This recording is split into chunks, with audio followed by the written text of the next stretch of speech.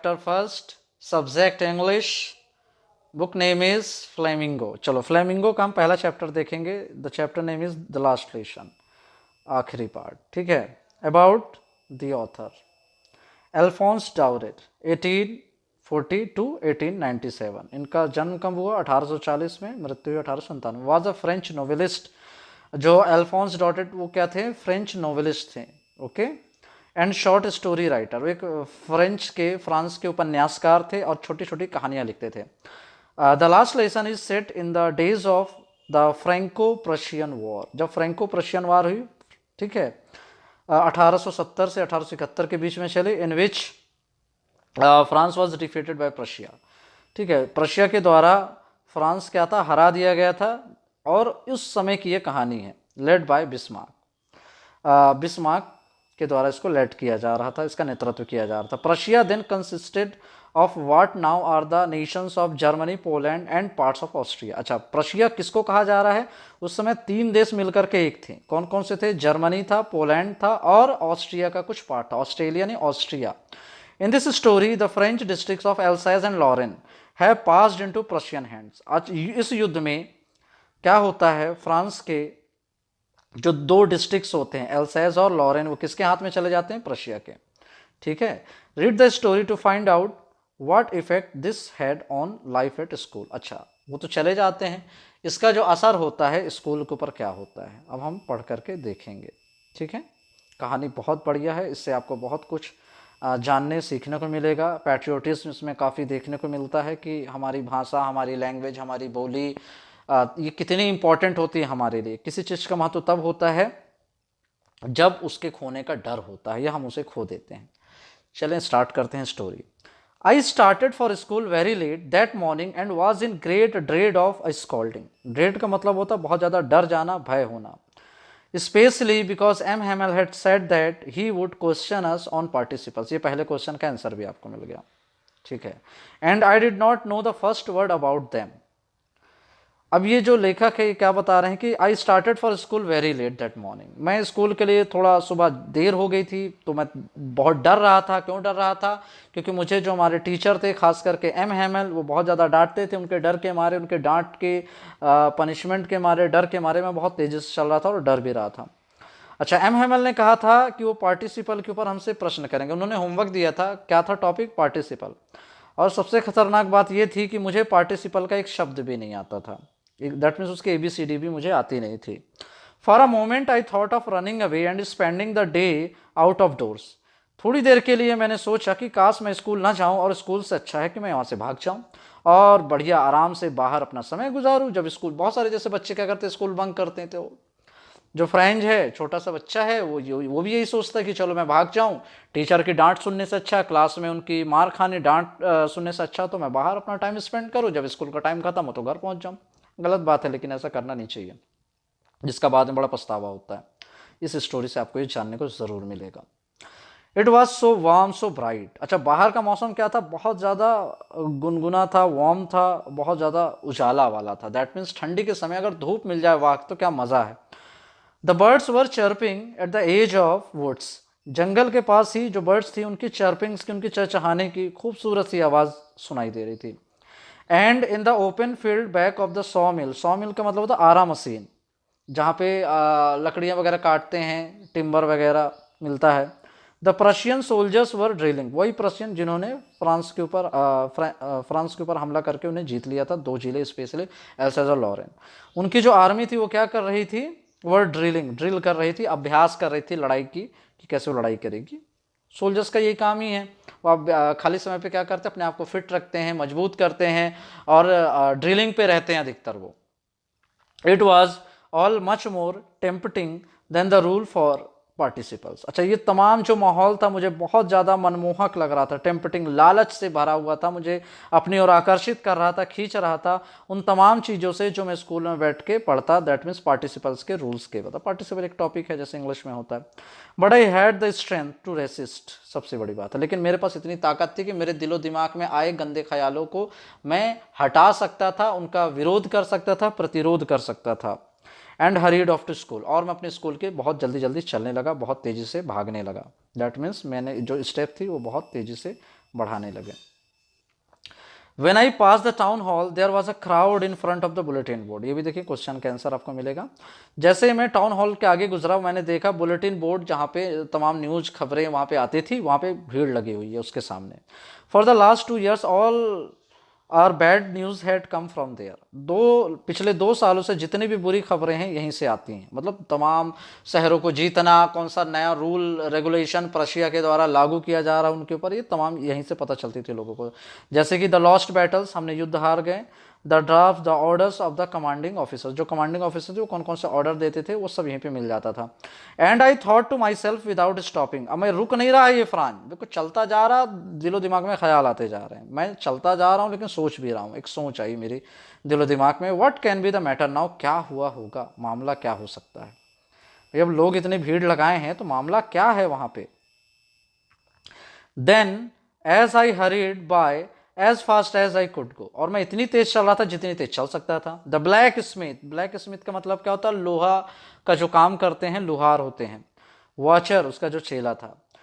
Who was there with his apprentice reading the bulletin called after me, don't go so fast bub, bub means होता है ये लड़के, मतलब प्यार की भाषा, बब बब मीन्स लड़के। You will get to your school in plenty of time, plenty of time का मतलब होता है समय से, बहुत भारी समय से पहले। तो जब मैं इतनी तेजी से चल रहा था तो मेरा मजाक उड़ाने के लिए जो लोहार था उसके साथ एक वाचर था जो अपने चेले यानी अपने अप्रेंटिस जो उनके शिशु थे, सॉरी जो शिक्षु थे उनके उनके साथ वो खड़ा हुआ था और वो कहता है कि हे लड़के इतना तेजी से मत जाओ, नहीं तो तुम अपने स्कूल बहुत जल्दी समय से बहुत पहले ही पहुंच जाओगे। दैट मीन्स वो मजाक उड़ा रहा था। जैसे कोई बहुत ज़्यादा पढ़ता तो उसको बोलेंगे आज ही सब पढ़ लोगे क्या, आज ही टॉप कर दोगे, तो उसी टाइप की ये कहानी और बात कही जा रही है। I thought he was making fun of me, मुझे सब पता चल गया कि वो मेरा मजाक उड़ा रहा है। And reached M Hamel's little garden all out of breath. अच्छा, और मैं इतनी तेजी से चलते चलते मैं कहाँ पहुंच गया, एम हैमल के लिटिल गार्डन जो था वहां पे नजदीक पहुंच गया। अब वहां पहुंचते पहुंचते मेरी सांस समा नहीं रही थी। जब हम बहुत जल्दी जल्दी चलते हैं या बहुत तेज दौड़ते तो हमारी सांस क्या होती है, फूलने लगती है। जो फ्रेंड्स था उसका भी कुछ यही हाल था। यूजुअली, हमेशा की तरह, when school began there was a great bustle. Bustle का मतलब होता है शोरगुल, हल्ला गुल्ला। हमेशा की तरह क्या होता था, जब भी स्कूल चालू होता था तो स्कूल में बहुत हल्ला होता था। भाई बच्चे पढ़ते हैं जहाँ पे 1000, वहाँ हल्ला तो होना जाहिर सी बात है। भाई 4 बच्चे जब मिलके पूरा घर सर पे उठा लेते हैं, यहाँ पे तो हजारों बच्चे एक जगह पे इकट्ठे होते हैं, तो कैसे आप सोच सकते हैं यहाँ पे सुख शांति चैन आपको दिख सकता है, मिल सकता है। वहाँ पे तो बहुत ज़्यादा हसल एंड बसल होता है, बहुत ज़्यादा शोरगुल होता है। Which could be heard out in the street, और स्कूल का हल्ला ईजिली सुना जा सकता था कहाँ पे, रास्ते पे, रोड पे, चौराहे पे। The opening and closing of desk, अच्छा रोड पे आपको और क्या क्या सुना जा सकता था, जो डेस्क होते हैं, बेंचेस होते हैं, उसमें घुसने के लिए डेस्क में पहले क्या डिफरेंट होती थी, उसको खोलने बंद करने वाला हुआ करता था, उसके खोलने और बंद करने का काफ़ी शोर आपको ईजिली सुनाई देता। Lessons repeated in unison, unison का मतलब होता है एक साथ करना। जैसे अपने यहाँ पढ़ते हैं ना, 2 1 कम 2, 2 2 4, या 2 1 2, 2 2 4, 2 3 6, इस तरह से इसको साथ में रिपीट करना। Okay, A for apple, B for ball, एक चिल्लाने वाला होता है ए फॉर एप्पल, पूरी क्लास चिल्लाती है ए फॉर एप्पल। इस तरह से जो लेसन्स होते हैं छोटे बच्चों के वो रिपीट करते थे एक यूनिसन के साथ। Very loud with our hands over our ears to understand better. अच्छा, बहुत छोटे बच्चे क्या करते हैं, चिल्लाते बहुत हैं गला फाड़ करके और कान में लगा लेते हैं अपने हाथ। तो इस तरह से ये लेसन्स को अपने याद करते ताकि हम अच्छे समझ पाएं। And the teacher's great ruler rapping on the table, अच्छा जो बच्चे उठपटांग करते हैं, बदमाशी करते हैं, उनको शांत कराने के लिए टीचर क्या करते हैं, अपने रूलर, एक जो लोहे की या एल्यूमिनियम की छड़ी सी होती है, जैसे पटरी होती है, स्केल होती है, उसको क्या करते हैं टेबल के ऊपर रैपिंग करते हैं। रैपिंग का मतलब लगातार भाड़ भाड़ वो भी पीट रहे होते हैं। तो दैट मीन्स बच्चे भी हल्ला कर रहे होते हैं और साथ ही साथ टीचर भी हल्ला करते हैं। ठीक है, अननोइंगली, पता नहीं होता उन्हें, लेकिन हल्ला तो कर रहे होते हैं। But now it was also still, आज माहौल ये था कि आज सब कुछ शांत था, ना कोई हल्ला गुल्ला हो रहा था, ना टेबल बेंच की आवाज आ रही थी, ना बच्चों की तेज आवाज में लेसन्स को रिपीट करने की आवाज आ रही थी, यहां तक कि टीचर के रूलर को पटकने की आवाज भी आ नहीं रही थी। और फ्रेंच पहुंच गया था जस्ट स्कूल के सामने, मिस जो एम हैमल हैं उनके गार्डन के पास। I had counted on the commotion to get to my desk without being seen. अब मैं क्या करना चाहता था, बस मैं चुपचाप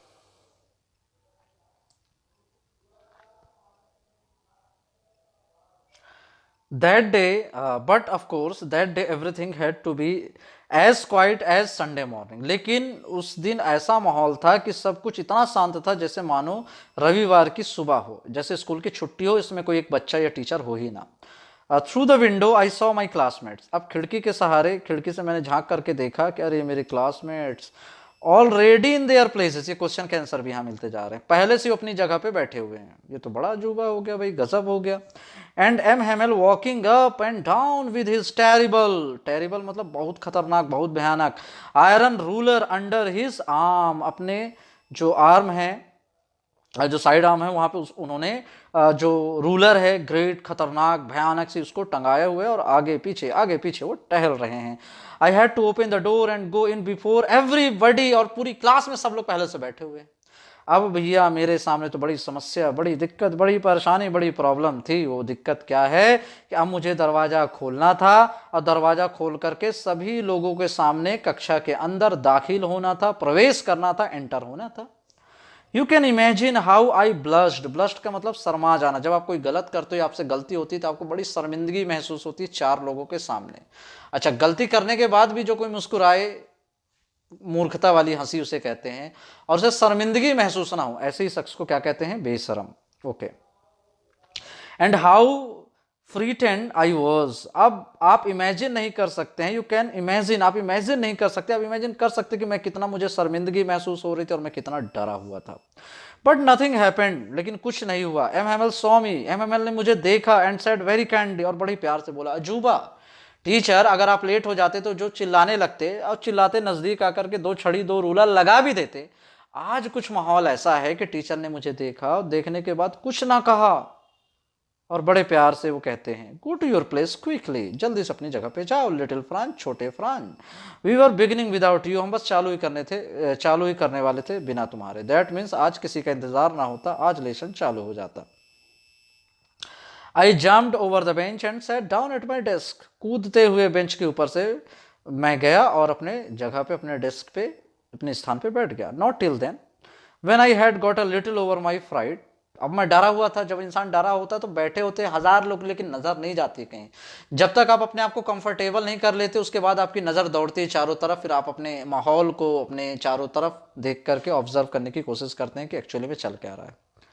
When I had got a little over my fright, did I see that our teacher had on his beautiful green coat? जब मैं थोड़ा होश मुझे आया तो मैंने क्या देखा कि जो हमारे टीचर हैं, सबसे पहले नजर गई टीचर पे। टीचर क्या होते हैं? हमारे रोल मॉडल होते हैं, हमारे सामने होते हैं। तो सबसे पहले हमारी नज़र उनके ऊपर जाती है, उनके कपड़ों पे जाती है, उनके लाइफ स्टाइल पे जाती है, उनके तरीकों पे जाती है, because they are our role models. Okay. तो मैंने क्या देखा, टीचर ने क्या पहना था? अपना सबसे खूबसूरत हरे रंग का कोट, हिज फ्रिल्ड शर्ट, और उन्होंने क्या पहनी थी? अपनी शर्ट पहनी थी। शर्ट वो भी कैसे? सबसे अच्छी वाली, सबसे बेहतरीन वाली। देख सकते हैं टीचर काफ़ी खूबसूरत यहाँ पे नज़र आ रहे हैं। His frilled shirt and the little black silk cap, और उन्होंने अपनी छोटी सी खूबसूरत सिल्क कैप भी पहनी थी। मतलब एकदम लग रहे थे कि आज कोई बहुत बड़ी पार्टी में गए हैं। ऑल एम्ब्रॉयडर्ड, सारी चीज़ें कैसी नज़र आ रही थी? बहुत ज़्यादा सुसज्जित सी, कि बड़ी सजाई धजाई, बहुत सज धज के आए थे। That means that he never वोर, इस तरह के कपड़े उनके टीचर कभी नहीं पहनते थे, except on inspection and prize days. सिर्फ उन दिनों पहनते थे जब स्कूल में कोई इंस्पेक्शन के लिए बाहर से आता, या प्राइज डिस्ट्रीब्यूशन होता। क्या होता? प्राइज डेज होते, स्कूल में कोई फंक्शन या प्रोग्राम होता। बिसाइड्स, इसके अलावा, the whole school seemed so strange and solemn. Solemn का मतलब क्या होता है? गंभीर। ये तमाम जो वर्ड पावर हम बताते हैं, सोलेम का मतलब गंभीर हुआ, सीम्ड का मतलब प्रतीत हुआ, ये सब आप एक कॉपी में ग्लोसरी जरूर लिखिए, जरूर बनाइए, ताकि आपकी वोकेबलरी स्ट्रांग हो सके और आपकी अंडरस्टैंडिंग बहुत ज़्यादा अच्छी हो सके, और आपको क्वेश्चन आंसर लर्न करने में, याद करने में, लिखने में दिक्कत ना जाए। जितनी वोकेबलरी वर्ड पावर आपकी स्ट्रांग होगी, लर्निंग उतनी फास्ट और बेहतरीन होगी और परमानेंट होगी। तो जो पूरा का पूरा स्कूल कैसा नजर आ रहा था? बड़ा अजीब और बड़ा ही गंभीर, शांत। But the thing that surprised me most was to see on the back benches that were always empty. अच्छा, मेरे लिए सबसे ज़्यादा अजीब क्या था? जो बैक बेंचेस थे, जो हमेशा खाली होते थे। The village people sitting quietly like ourselves. जो गांव के लोग थे, बड़े बुजुर्ग लोग थे, वो एकदम शांत बैठे थे, जैसे हम लोग बैठे होते हैं। भाई स्कूल में इतने बड़े बुजुर्ग लोगों का क्या काम है बताइए? गांव के लोग बैठे थे जैसे हम बैठते हैं। अब गांव के लोगों में कौन कौन बैठा था ये देखते हैं। विद हिज 3 कॉर्नर्ड हेड, ठीक है, कौन कौन थे? Old Hauser with his 3 cornered head, एक ओल्ड हाउसर था वहाँ पे, ठीक है, और उसने बढ़िया सी 3 कोने वाली टोपी पहनी हुई थी। द फॉर्मर मेयर, जो रिटायर हो चुके हैं, पुराने जो मेयर हैं। द फॉर्मर पोस्ट मास्टर, जो पोस्ट मास्टर हैं। And the several others besides, इनके अलावा भी बहुत सारे गांव के लोग बैठे थे। एवरीबडी लुक्ड सैड, सारे के सारे लोग कैसे नजर आ रहे थे? बहुत दुखी। And Hauser had broad an old primer, अब जो हाउसर था वहाँ पे उसने अपने साथ क्या लेके आया था? ओल्ड प्राइमर, जैसे काका गागा या ABCD सीखने वाली किताब, तो वैसे फ्रेंच लैंग्वेज की कोई ओल्ड प्राइमर ही वो उसने लेके आया। Thumbed at the edges and he held it open on his knees with his great spectacles. Spectacles का मतलब क्या होता है? पावर वाले चश्मे को कहते हैं। लाइंग अक्रॉस द पेजेस, अब वो किताब को एकदम ताकत से पकड़े हुए था, उठाए हुए था, उसके पेजेस खोले हुए था, ठीक है। और वो कैसे नजर आ रहा था? उस जो उसके जो स्पेक्टिकल्स थे वो कहाँ थे? उसके जांघों पे, उसके पैरों पे, घुटने पे पड़े हुए थे, और वहाँ पे पेजेस के ऊपर वो रखे हुआ था, देख रहा था, हाथ को रखे हुए, तेजी से पकड़े हुए। While I was wondering about it all, M. Hamel mounted his chair. अब मैं ये सब देख करके परेशान था कि भाई आज माहौल क्या है, टीचर ने सबसे खूबसूरत ड्रेस पहनी है और ये तमाम गांव के लोग हमारे साथ, बच्चों के साथ शांतिपूर्वक बैठे हैं और ये किताबें लेकर के आए हैं। क्या ये पढ़ने आए हैं? ऐसा कैसे हो सकता है? इतने सारे बड़े बड़े लोग बच्चों के साथ कैसे पढ़ सकते हैं? और इन तमाम चीज़ों में मैं आश्चर्यचकित हो रहा था, खोया हुआ था। उतने में एम हैमल क्या करते हैं? अपनी कुर्सियों पर बैठ जाते हैं चढ़ के। And in the same grave and gentle tone which he had used to me, said, "My children, this is the last lesson I shall give you." और हमेशा की तरह बहुत ही ज़्यादा ग्रेव मैनर का मतलब क्या होता है? गंभीर, और बहुत ही शिष्ट टोन में, बहुत ही प्यार से उन्होंने क्या कहा? जैसे हमेशा वो कहते थे, मेरे प्यारे बच्चों, आज मैं तुम्हें अपने लास्ट लेसन पढ़ाने वाला हूँ। दैट मीन्स आज के बाद ना टीचर रहेंगे, ना ही उनकी नेटिव लैंग्वेज रहेगी। आज मैं आपको लास्ट लेसन पढ़ाने वाला हूँ, और बहुत ही ग्रेव मैनर में वो कहते हैं। The order has come from Berlin to teach only German in the schools of Alsace and Lorraine. फिर वो टीचर क्या बताते हैं? एक आदेश आया है, कहाँ से आया है? बर्लिन से आया है। और बर्लिन के ऑर्डर में लिखा है कि अल्सैस एंड लॉरेन, ये जो 2 जिले हैं, इनके तमाम स्कूलों में सिर्फ और सिर्फ एक भाषा पढ़ाई जाएगी। वो कौन है? German. The new master comes tomorrow, कल एक नया अध्यापक, नया शिक्षक आने वाला है, ठीक है, आता है। This is your last French lesson, ये तुम्हारा लास्ट आज का फ्रेंच लेसन है। I want you to be very attentive. Attentive का मतलब होता है जो बहुत ध्यान से सुने। मैं चाहता हूं कि आज अपने लास्ट लेसन को आप बहुत ध्यान से सुनना है, तुम्हें जितना ध्यान तुम दे सकते हो। अब टीचर के ये जो शब्द थे वो बड़े एकदम बिजली की तरह गिरे। किसके ऊपर? सभी के ऊपर, स्पेशली फ्रेंच के ऊपर। What a thunderclap these words were to मी।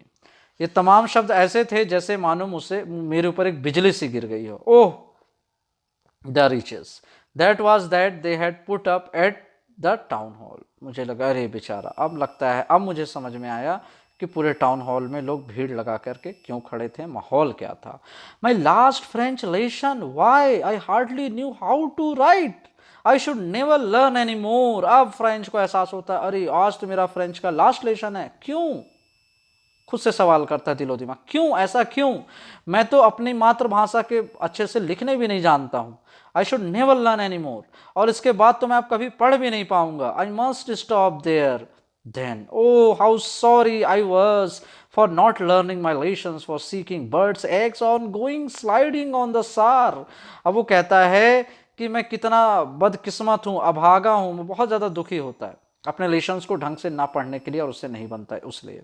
वो कहता है कैसे मैं अपने समय को बर्बाद करता था चिड़ियों के अंडे ढूंढने में, और नदियों में जाकर के उसके किनारे पे स्लाइडिंग करने में। My books that had seemed such a nuisance a while ago, so heavy to carry, my grammar and my history of the cents.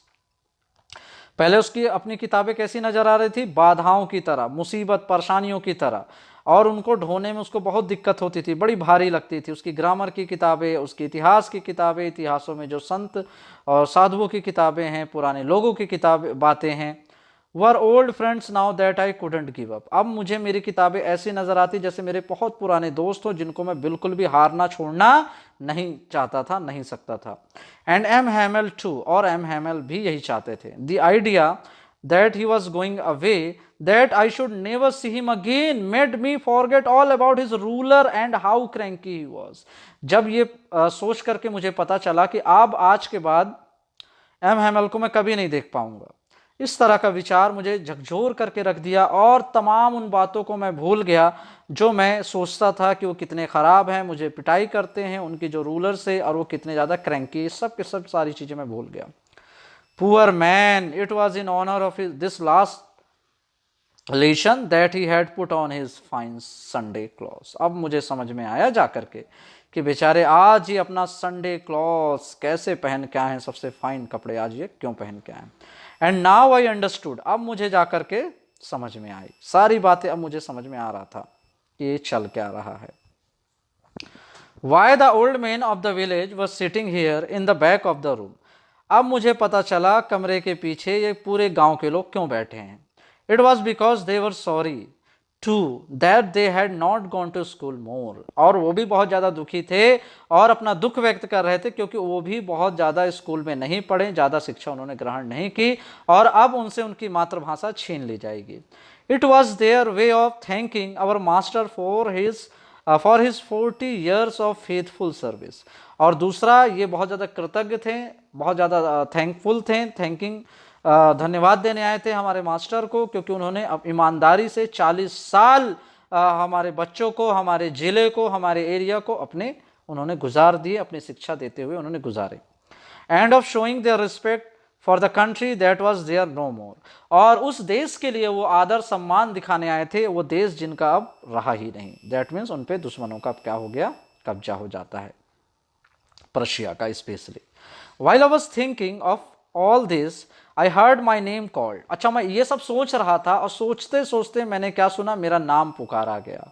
It was my turn to recite. Recite का मतलब सुनाना, कोई homework पढ़ करके, ठीक है। अब मेरी बारी थी रिसाइट करने की। What could I not have given to be able to say that dreadful rule for the participle all thought very loud and clear and without one mistake, but I got mixed up on the first words and stood there. मैं चाहता था कि participles का हर एक rule regulation में बहुत तेज तेज से पढ़ सकूं, क्योंकि जोश जब इंसान का भर जाता है, अंदर कुछ काम करने का एक जज्बा आता है तो बड़ी उसको दिलेरी से कर सकता है। अच्छा, जज्बा और रियलिटी में बड़ा अंतर होता है, ठीक है ना, इस बात को याद रखेंगे हम।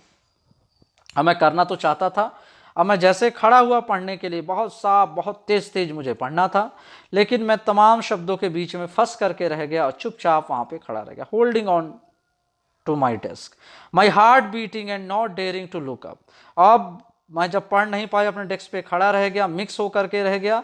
मेरे दिल की धड़कन बहुत ज़ोर ज़ोर से बढ़ गई, मेरे दिल बहुत ज़ोर से धड़कने लगा और मेरी इतनी हिम्मत नहीं थी कि मैं सामने टीचर की ओर नज़र उठा करके देख सकूं, इतनी शर्मिंदगी से मैं भर गया। आई हर्ड एम हैमल से टू मी, मैंने सुना कि एम हैमल मुझसे कहते हैं, I won't scold you. Scold का मतलब क्या होता है, डांटना। मैं तुम्हें नहीं डांटूंगा little friend, you must feel bad enough. तुम्हें पहले से ही बहुत ज़्यादा बुरा महसूस हो रहा है। See how it is. Every day we have said to ourselves, bah, I have plenty of time, I'll learn it tomorrow. And now you see where we have come out. फिर एम हैमल कहते हैं कि देखो, मैं तुम्हें डांटूंगा नहीं, पढ़ो तुम। हम हमेशा अपने आप से क्या कहते हैं, हाँ बहुत टाइम है हमारे पास, पढ़ लेंगे, कल पढ़ेंगे, परसों पढ़ेंगे, लर्न कर लेंगे। अब देखो वो कौन सा दिन आ गया, कल करते करते देखो आज कौन सा दिन यहाँ पे हम आके खड़े हैं। That's a great trouble with Alsace, she puts off learning till tomorrow. Alsace के लिए, उस जिले के लिए सबसे ज़्यादा कष्ट का दिन है जो अपनी पढ़ाई को, अपनी लिखाई को, अपनी तमाम जरूरी चीज़ों को कल पे डाल देता था। Now those fellows out there will have the right to say to you, how is it you pretend का मतलब क्या होता है, बहाना बनाना, to be Frenchmen and yet you can neither speak nor write your own language। फिर वो तमाम लोगों को कोट करते हुए कहते हैं, आप अपने आप को सच्चा देशभक्त कहते हो, सच्चा फ्रेंचमैन कहते हो, और आप अपनी मातृभाषा को ना ढंग से बोल सकते हो और ना ही अपनी मातृभाषा को लिख सकते हो, तो कैसे देशवासी हो आप, किस तरह के देशवासी हुए तुम। But you are not the worst, poor little friend, we all a great deal to reproach ourselves with. फिर वो कहते हैं अरे छोटे फरहान, तुम्हारा इसमें, तुम इतने भी बुरे नहीं हो, इसमें सिर्फ तुम्हारा ही दोष नहीं, हम सब इसमें बराबर के भागीदार हैं, बराबर के शामिल हैं, ऐसा टीचर कह रहे हैं। अब लास्ट तक खींच तो निकलेगी ही, गुस्सा तो निकलेगा ही, दिल में जो भरा है वो तो निकलेगा ही, पछतावा तो निकलेगा ही। Your parents were not anxious enough to have you learn. अब वो कहते हैं एनेक्सियस का मतलब क्या होता है, बहुत ज़्यादा चिंतातुर। एनेक्सियस का जो नाउन फॉर्म क्या बनता है, एंजाइटी, चिंता। बहुत ज़्यादा वो चिंतित परेशान भी नहीं होते थे कि तुम कुछ पढ़ो, कुछ सीखो, तुम्हारे पेरेंट्स की भी इसमें गलती है। They preferred to put you to work on a farm और एट द मिल्स। वो चाहते थे कि तुम काम करो जा करके, वो अधिक पसंद करते थे तुम पढ़ाई लिखाई ना करो बल्कि तुम काम करो। कहाँ पे जाके काम करो, किसी के खेत में काम करो या किसी के मिल में काम करो। So as to have a little more money and I have been a blame also. और इसमें वो चाहते थे कि जब तुम काम करोगे तुम्हें कुछ पैसा मिलेगा, और मैं कैसा हूँ, मैं भी, मेरी भी हरकत क्या है, मैं खुद को भी दोष देना चाहूँ तो ये ज़रूर है कि have I not often sent you to water my flowers instead of learning your lessons. अब टीचर कहते हैं मैं भी तो ये किया करता था कि जब तुम क्लास में बैठ करके तुम पढ़ते तो उस समय पे पढ़ने के बजाय मैं तुम्हें अपने बगीचे पे, अपने फूलों पे पानी डालने के लिए भेज दिया करता था। And when I wanted to go fishing did I not just give you a holiday. अब जब मेरा कभी मछली मारने जाने का मन करता था, क्या मैं तुम लोगों की छुट्टी नहीं कर देता था, हॉलीडे नहीं दे देता था? मतलब मैं भी बहुत ज़्यादा केयरलेस था, टीचर कहते हैं पछताते हुए। Then from one thing to another, M. Hamel went on to talk of the French language. अब तमाम चीज़ों को एक के बाद एक इस तरह से उन्होंने, उनके अंदर जितना भरा था उन्होंने सब निकाल दिया, सब कह दिया एक के बाद एक, और ये सब वो अपनी फ्रेंच लैंग्वेज में ही कह रहे थे, मातृभाषा में। Saying that it was the most beautiful। अब वो जब कह रहे थे तो ये सब सुनना मेरे लिए बहुत ज़्यादा अच्छा था, मुझे बहुत ज़्यादा। Language in the world, the clear is the most logical, that we must guard it among us and never forget it, because when a people are enslaved, as long as they hold fast to their language, it is as if they had the key to their prison। अब यहाँ पे क्या कहते हैं, हर इंसान, हर एक राष्ट्र का आदमी अपनी भाषा को दुनिया का सबसे बेहतरीन भाषा समझता है, तभी तो उसकी जो देशभक्ति है वो पता चलती है। अब यहाँ पे वो कहते हैं हमारी भाषा जो सबसे दुनिया में अच्छी है, सबसे क्लियरेस्ट है और मोस्ट लॉजिकल है। हम सबको अपनी भाषा की, नेटिव लैंग्वेज की, मातृभाषा की हमको क्या करना चाहिए, उसकी रक्षा करनी चाहिए, हमें इसे कभी भी भूलनी नहीं चाहिए। क्योंकि जब कभी भी हमें कोई गुलाम बना लेगा तब हम क्या करेंगे, अपनी भाषा के द्वारा एक दूसरे से बात करेंगे, एक दूसरे के अंदर आज़ादी का जोश भरेंगे, और इस तरह से ये हमारी आज़ादी का क्या होगा, कुंजी होगी, हमारी जेल से बाहर निकलने की चाबी साबित होगी। Then he opened a grammar and read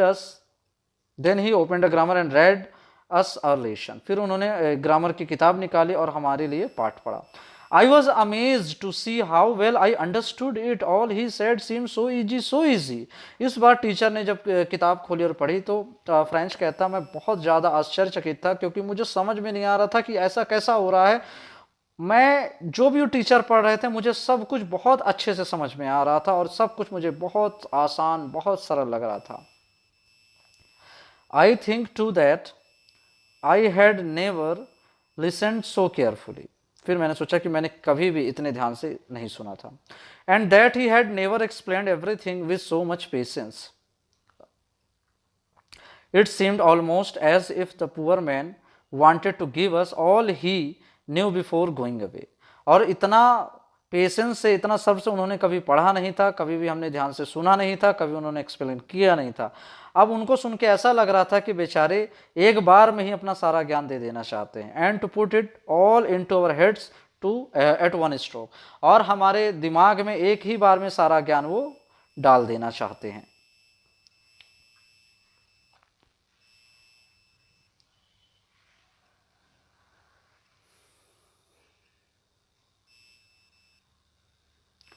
after the grammar we had a lesson in writing. Grammar के बाद अब हमें लिखने का काम था, लिखने का लेसन था।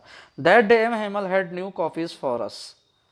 अब उस दिन क्या हुआ था, एम हेमल ने हमारे लिए नई नई कॉपी लेके आए थे। Written in a beautiful round hand France Alsace, France Alsace. अब उन कॉपियों में गोला गोले खूबसूरत तरीके से क्या लिखा था, फ्रांस एल्सेज, फ्रांस एल्सेज, देश का नाम, जिले का नाम।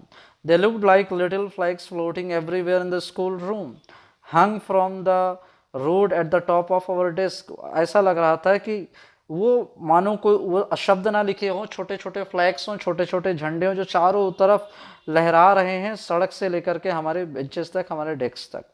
You ought to have seen how everyone set to work and how quiet it was. आपने देखा होगा, आप आपको देखना चाहिए कि किस तरह का माहौल था हमारे पूरी की पूरी क्लास में। तमाम लोग एकदम शांति से बैठे थे, कितने शांत, कितने मन लगा के, कितने ध्यान से।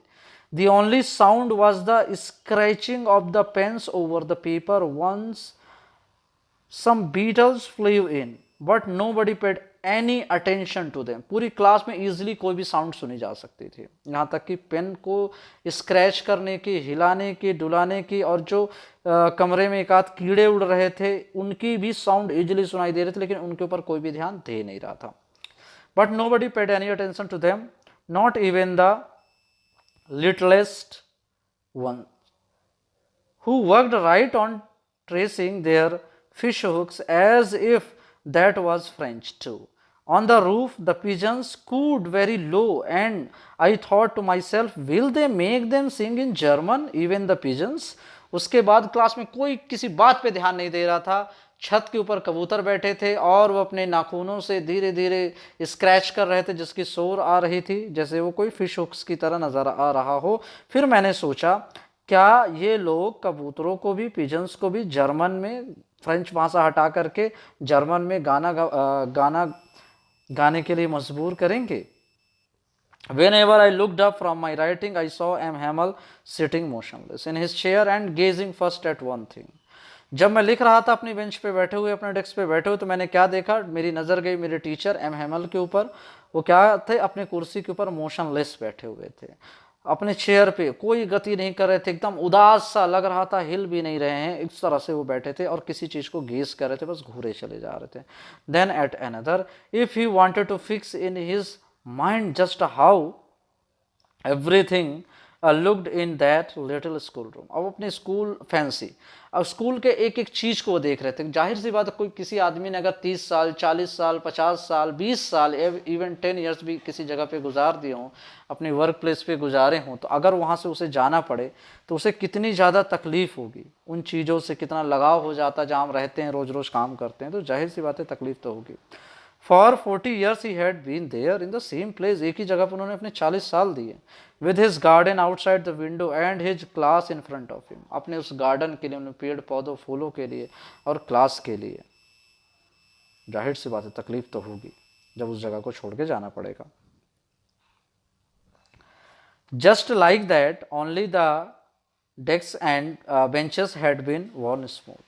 The walnut trees in the garden were taller, and the hop vine that he had planted himself twined about the windows to the roof. अब क्या था, अब वो अपनी जगह पर बैठे तमाम चीज़ों के ऊपर नज़र कर रहे थे। फिर वो बताते सारे बेंचेस, सारी चीज़ें एकदम अच्छी हो गई हैं, अच्छी लग रही हैं, बहुत ज़्यादा स्मूथ नज़र आ रही हैं। जो वॉलनट का पेड़ था उन्होंने बगीचे में लगाया था, वो काफ़ी बड़ा हो गया था, और जो एक लता वाली पौधे होते हैं उन्होंने हॉप वाइन लगाया हुआ था, और वो छत से भी ज़्यादा ऊपर उसकी लता चढ़ती चली जा रही थी।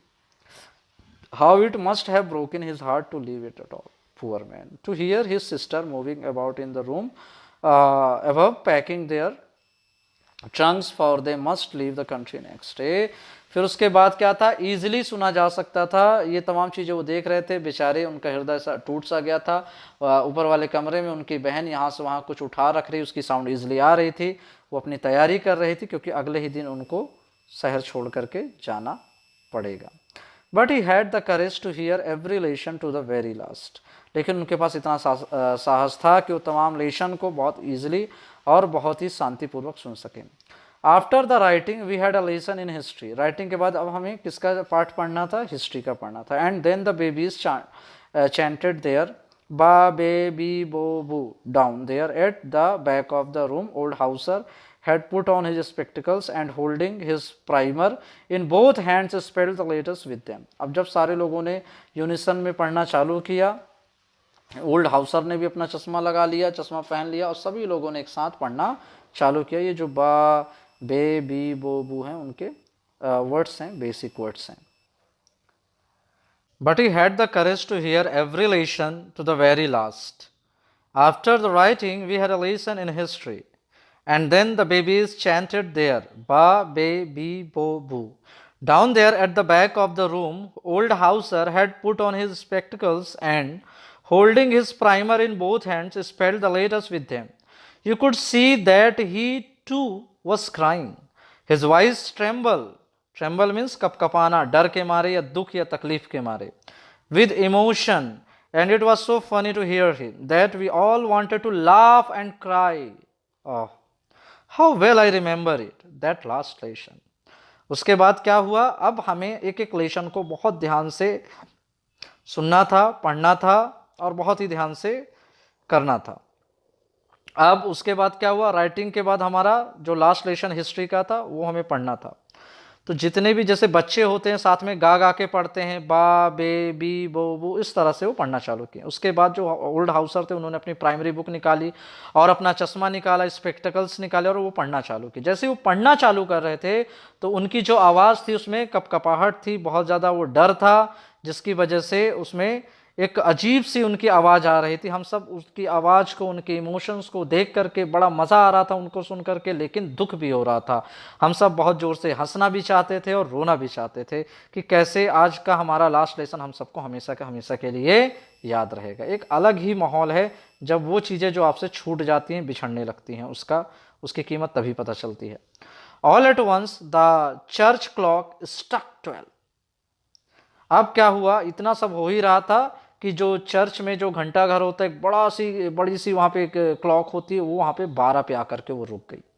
Then the Angelus at the same moment the trumpets of the Prussians returning from drill sounded under our windows. अब हमारी खिड़की से हम क्या क्या सुन रहे थे, एक तो 12 बज गए, दूसरा उसी समय पे क्या हुआ, जो ट्रम्पेट्स होते हैं वो प्रशियंस जो सैनिक थे, सोल्जर्स थे, वो अपने ट्रम्पेट्स अपना बाजा एक बजाते हुए ड्रिल से वापस आ रहे थे। उसकी हमें खिड़की से एक अलग ही आवाज़ सुनाई दे रही थी।